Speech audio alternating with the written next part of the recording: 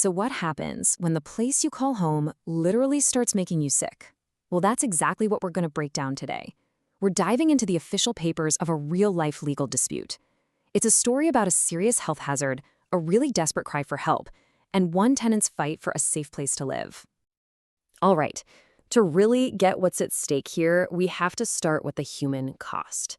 I mean, this isn't just a story about some property damage or a leaky pipe. No, this is about someone's health being put at serious risk in their own home.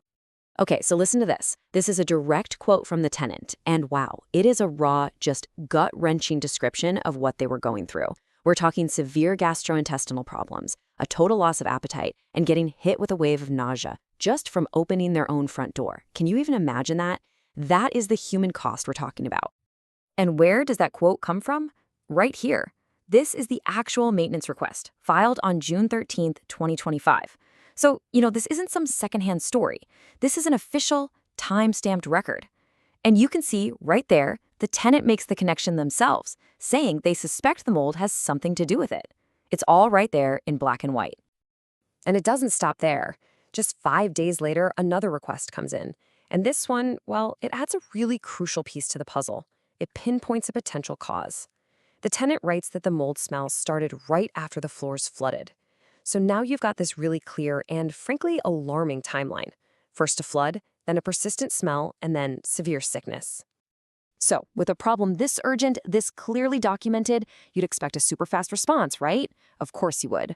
But that is not what happened, not even close. Instead, this whole situation just spiraled into a complete crisis of inaction. And this timeline, this really gets to the absolute heart of the dispute. So look, in June, the tenant basically sends out an SOS. And then what happens? For the next 6 months, crickets. The requests go unanswered, the job is never completed, the problem is just left to get worse and worse until December, when an outside advocacy group is finally forced to step in. I mean, this isn't just a slow response, you guys. This is a prolonged and honestly dangerous silence. 6+ months. Just let that sink in for a second. That's more than half a year, over 180 days of living in a home that you believe is making you physically sick, waiting for someone, anyone, to respond to your pleas for help. That number, it's just staggering when you really think about it. And the result of all that waiting? Well, the crucial point here is that this delay had serious consequences. We're not just talking about an inconvenience. According to these documents, the landlord's inaction let the apartment deteriorate into what's legally called an uninhabitable environment. And what does that mean? It means a condition so unsafe, so unhealthy that it's literally no longer fit for a person to live in. Okay, so this right here is the turning point in the story.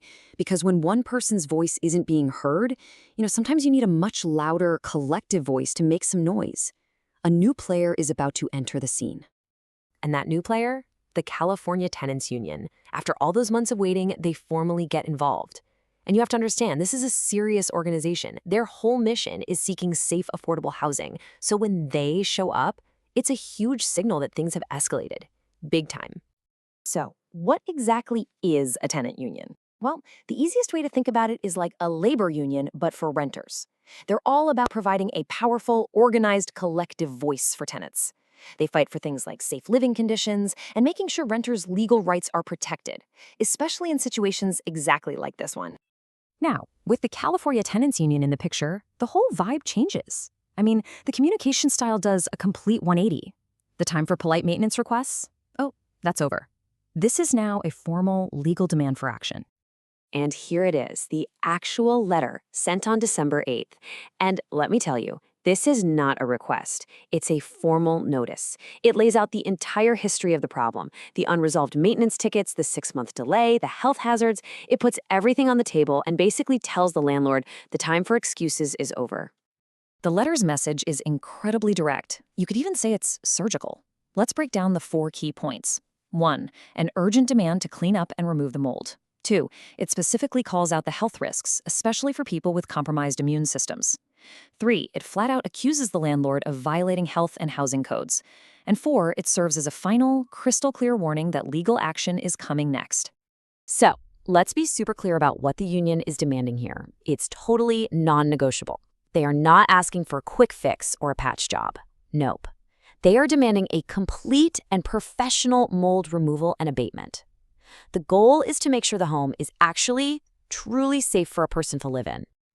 Really, what this letter does is it lays down a clear ultimatum. It all boils down to this. On one side, you have the required action. Fix this mold problem immediately. And on the other side, the consequence if you don't, we'll see you in court.